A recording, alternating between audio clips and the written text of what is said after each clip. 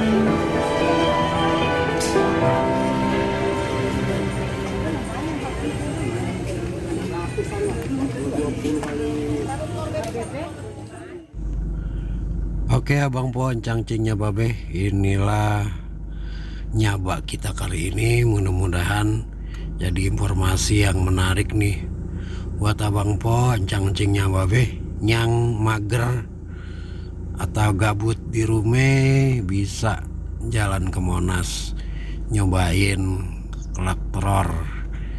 Harganya yang telur bebek itu 25.000, yang telur ayam itu 20.000. Kita ketemu di video selanjutnya dalam acara nyaba yang lain.